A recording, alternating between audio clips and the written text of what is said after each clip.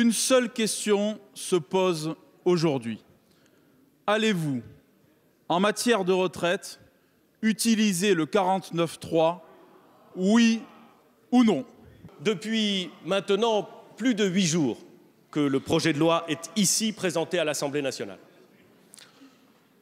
L'Assemblée nationale a consacré beaucoup de son temps à la discussion de l'esprit de la réforme, peut-être, mais aussi 9 heures à la discussion de l'intitulé du titre 1 et un temps considérable à se poser la question de savoir s'il fallait remplacer les termes « considérant » par « eu égard », annuellement par chaque année ou chaque année par annuellement, et que le temps consacré à ces échanges parfaitement respectables, que je ne conteste pas, le temps passé à ces échanges ne me paraît pas porter sur le sens profond d'une réforme ambitieuse pour l'ensemble de nos concitoyens.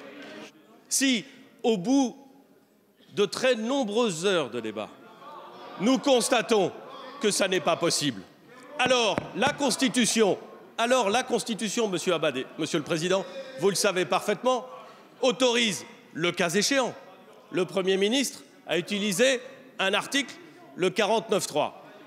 Lorsqu'il faut prendre ses responsabilités, je le fais sans hésiter. Et j'utilise toute la Constitution, rien que la Constitution, mais bien toute la Constitution.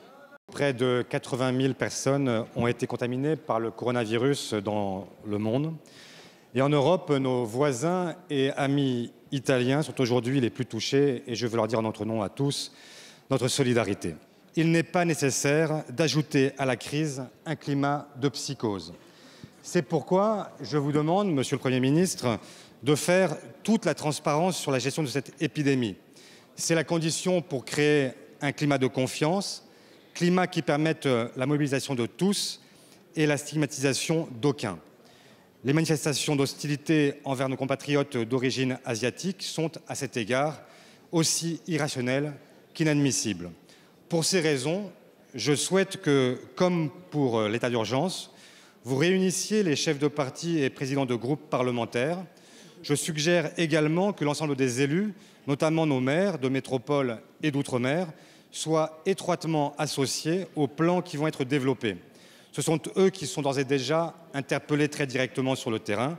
La priorité unique et absolue du gouvernement, vous vous en doutez bien, c'est de protéger nos concitoyens contre le risque, et le risque sérieux d'une épidémie de ce coronavirus apparu en Chine et dont tout indique qu'il est en train de se transmettre un peu partout dans le monde, et que nous nous trouvons dans une situation qui pourrait se traduire par une épidémie mondiale. Ce n'est pas moi qui le dis, monsieur le député, c'est l'OMS.